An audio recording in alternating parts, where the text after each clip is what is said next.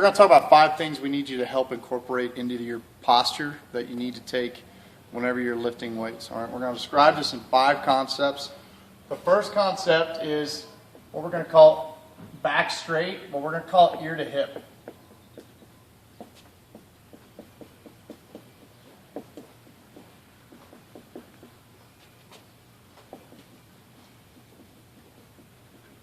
Just big enough. Okay. So what we mean by that is you need to draw the ear hole back on top. All right. So that means you're probably going to get a double chin out of the deal. What we don't want is this. And it's that posture we're getting from looking at our phones and looking down to do homework and all that. We need to fix that. So pull yourself back in line. It doesn't matter when we say keep your back straight what the pitch of your back is. So don't confuse vertical with straight. Those lines are both straight.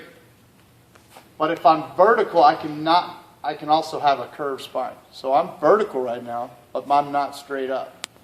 So straighten your spine, and then it doesn't matter the pitch. Number 2 we want to talk about is rotation. Back up. We're going to go through scapula first. Your scapulas, they're the shoulder blades. The shoulder blades are the equivalent of the pelvis, but for the upper body. Your pelvis is largely fused together, and what you have is the ability to thunder the thigh bones against the pelvis and create the hip joint. Because it's so stable, we can create so much more force, the legs can grow to be very large and strong. The upper body, on the other hand, has a problem with that, and that's because its version of the pelvis, the scapulas, can move around everywhere. Now that's good, it offers us dexterity, but what we lose when we gain dexterity is stability. So we need to create a stable surface, platform, for which the arms to thunder from. To pull that off, it's a 3-stage deal. We need to do 3 things. That is, 1, pull the scapulas together. 2, drop them into your back pockets. 1, 2, and then 3, flare your lats like you're watching a TV show like Jersey Shore or something like that, where everybody's a bouncer looking. Need to do that. So when we do that, what will happen is that'll seat the ball of the shoulder in the right place so that force can be transmitted whether we push or pull, swing, throw, etc. 3, rotation. Now what you need to understand about the ball and socket joints, your shoulders and your hips, is that they rotate on the long axis. So on that long axis, if the turn is going out or trying to go out, we're going to call that external rotation. If the turn is going in or trying to go in, we're going to call that internal rotation.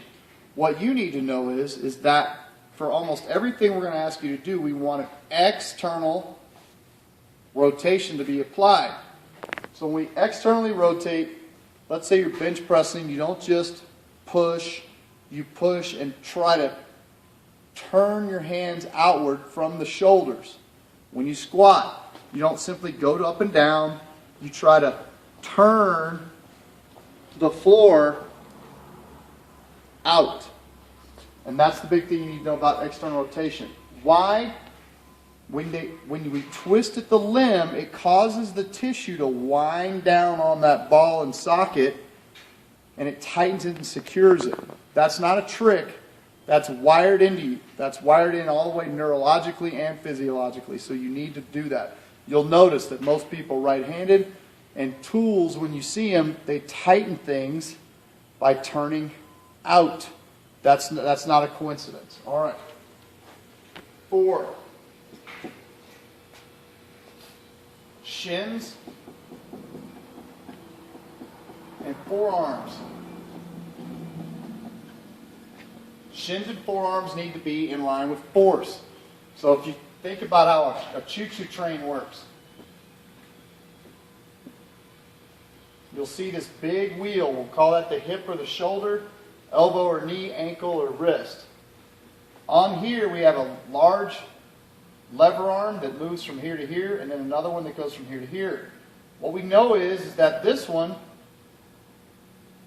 can rotate, angle, pitch relative to the track. The track is line of force, line of drive. This arm has to stay relatively parallel. It can never start changing pitch, or it risks the joints at which it connects, i.e. the elbow and wrist or the ankle knee.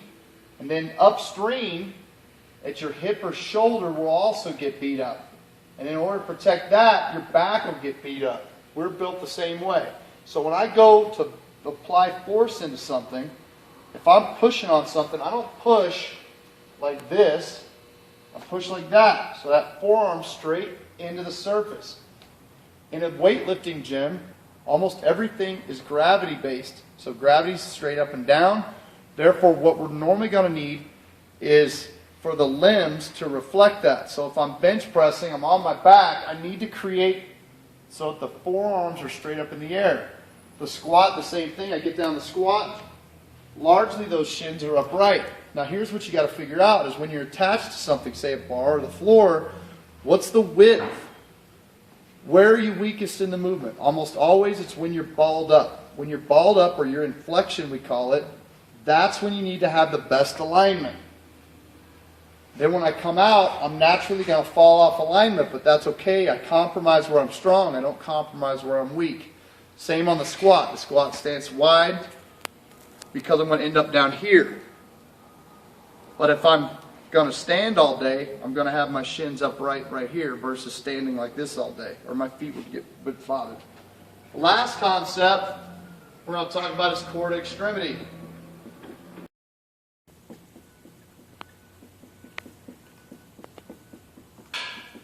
All right, what we mean by that, you're built like this.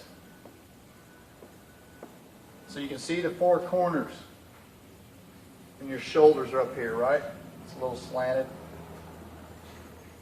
And then there's a center point. That center point is where your upper back starts to round into your lower back.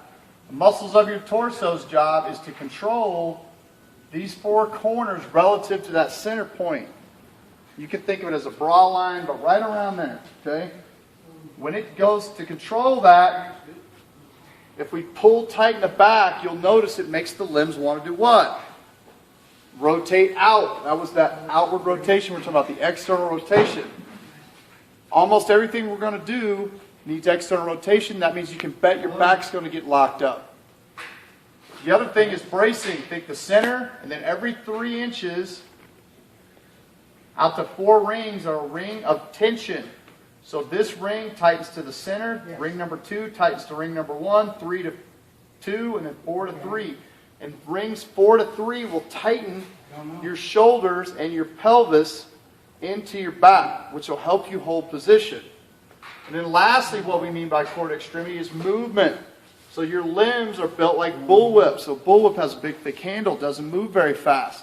Wham! But by the time it rolls 20 foot out there, it broke the sound barrier. We're the same way. Big, thick handle, doesn't move very fast. By the time the energy rolls out, we've exchanged mass over distance via inertia to create speed on the end. That wave has to be respected. If we don't respect that wave, it causes all kinds of havoc on the joints upstream. So we take a kid, he starts throwing the baseball. And then after a while, he throws harder and harder, but he's not respecting the wave. When he doesn't respect it, he pushes off the ball just a hair too early, equal and opposite force, shoot back and hit at the elbow when the energy's going this way as well. And then we've got Tommy John syndrome or something like that. All these knee injuries people have, ankle injuries, shoulder and elbow problems are all